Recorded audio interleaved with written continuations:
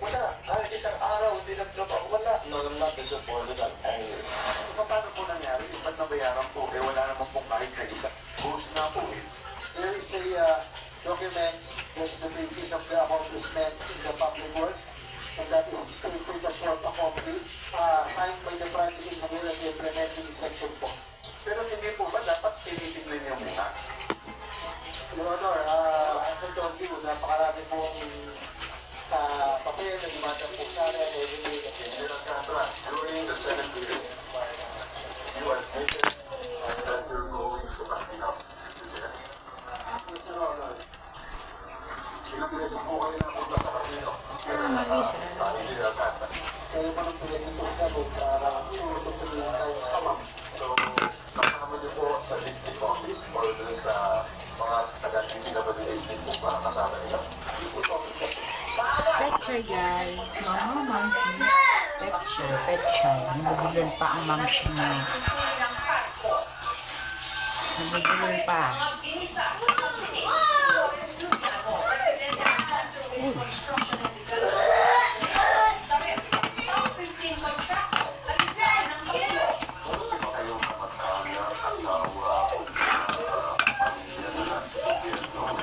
Isang luto guys.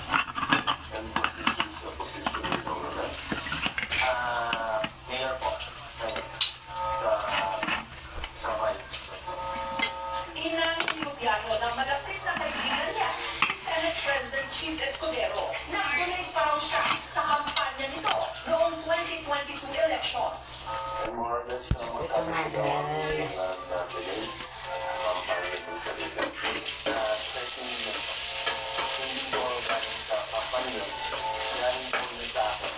Pag maganda sa yung picture niya. Talaga, mas bet ko. Bago isa ng konti yung Hindi niya itinanggi na binigyan siya ng 13 million na donasyon ni Lubiano noong 2020. Pero nagtanggi siya sa mga proyektong nakuha ng Federal Construction.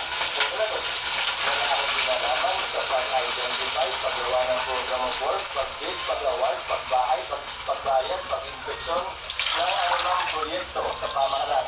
Sa Sorsogon, sa Salabat, sa Malamigan ng Sorsogon. Matagal ko ng kaibigan at kakilala, siya tumutulong talaga sa amin. Mulat-mula pa, yung hindi pa rin totoo. Ang budget ng gobyerno ay dumadaan sa pagbusisi ng Senado at Kongreso. Pero sa tinatawag na Bicameral Conference Committee, pati na sa Small Committee, nangyayari umano ang mga pag-amyenda o insertion. Ang question may report ka. Ang nakasagot ko nito, ikaw yung masabi ko. Niliting ba talaga yung small committee? O siya lang ang nag-decide mag-isa? Siya lang nag-decide ko ano yung naman. So, paano mo nangyayari ito? Kayong paggawa ng batas. Yung standard that, ito sa kayo. Kasi kayo yung leader ng, kasama kayo sa mga leader ng Pilipinas. And yet, may mga nangyayari ganyan. How did it happen? Yeah, how do you look at it? Paano, bakit ito nangyayari lahat ng ito? Dito sa mahirap ako eh. Pag tumutong ka, sinusunod mo pondo, ano nga kalapit ang mga pag-isip? siyempre pakunin na natin para gusto Ano ito ilalagay itong ito. Pero pasensya na hindi yung makasalita dito. May isip. So yun ang yung son laki. You will just look the other way. Ayon kay Chanco, ang small committee ay binubuo ng 4 lang na tao at posible rin daw na dito nagkakaroon ng insertion o singit o mga isinukso ang tawag nito, budget maneuvers. Kaya raw nagkakaroon ng malalaking pondo ang ilang distrito kahit yung mga hindi naman humingi. Sa pagkukwento pa ni Congressman Chanco, meron daw maliit na grupo o samahan sa Kongreso na siya talagang may control sa pondo at sa grupong ito, di umano, napabilang si Congressman Ko. Ilalagay na natin ito. Matatandaan, question din dati ni Chanco ang tinawag na 777 scheme na sa tingin niya ay parang tita o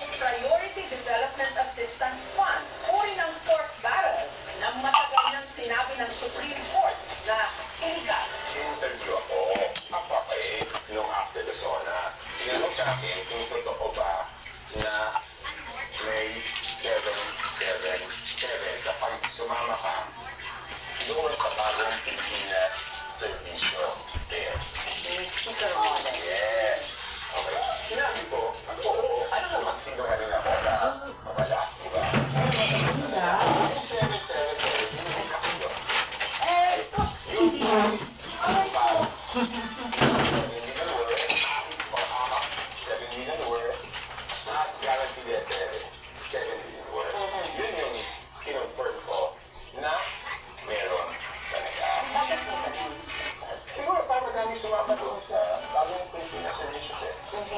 Isn't that patronage politics? It is.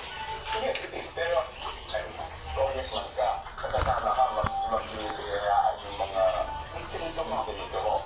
Kasama ka. Ang misis ni Congressman Chanco ay pinsan ni Pangulong Marcos at pati ni Speaker Romualdez. Hindi.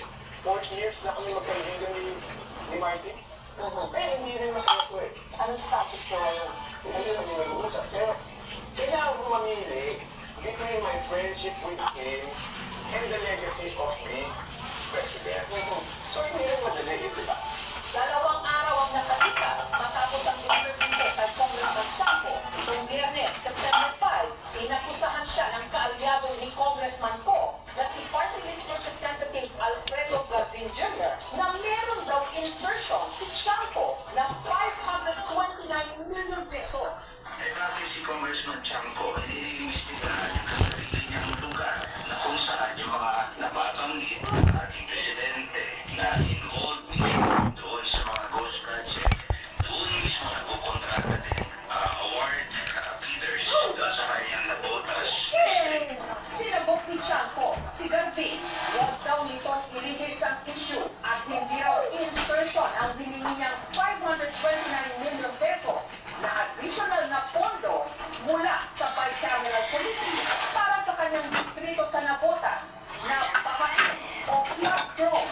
Ang nakapagtataka ay kung paanong nakapag-insert o nakapag-singit ang kaalyado ni Garbin na si Ko ng halos 14 billion pesos para sa iba't ibang mga distrito at 2 billion pesos mahigit sa dalawang party. Ang aking po na sinasilahan ni Ko at si Garbin at ang barangay health worker na kinakakawan naman ng pamangkin ni Ko. Wala ko tayo talaga. And natidespise na pa na yung malaman na po. Pag hindi ko naging kakampi, yung mga president, sabi nga sige sa akin sa libro ito, 22 budget, 2014 budget, at 2015 budget. Minister ko na yan. Tapos noon, admittedly, pwede na ako, wala na akong magawa dito dahil ma-outvote lang ako. Napagod din kayo. Hindi lang napagod. Alam ko kung ano mangyayari. Ngayon, nabuhayan na ako ng loob at nagkaroon na ako ng pag-asa. Pagkatapos ng corona ng Pangulo, na sinabi niya na dapat nagkaroon ng budget report. Bakit yung 2025 ang lagi mo binabalikan? Kasi di ba lahat ng tao, ang description na doon, pinakabulok, pinakapangit. Henry out na tayo. Yes. Paano? Ito naman dapat yung independent commission. Kaya na mag-imbestiga. Hindi talaga namin ma-imbestiga sa sarili namin. Gagamitin lang yan to divert. Gagamitin yan para sirain yung mga halaman.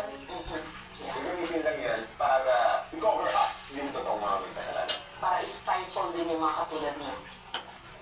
Yes.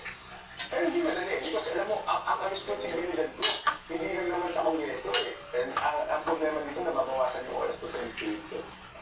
Di ba, instead of spending time sa distrito, siyempre nababawasan yung oras sa effort ko. Congressman, paano, baka meron pa kayong gustong sabihin para sa mga gustong maintindihan pa itong nangyayari? Sa mga taong wala, saan mo nakasamahan ko sa Kongreso? Ilabas na natin yung totohanan. Isa na kalipas na 2 linggo ang natumpok ng investigasyon sa mga proyektong di umano'y kinurakot, mga kontraktor at ang DPWH. Sa linggong ito,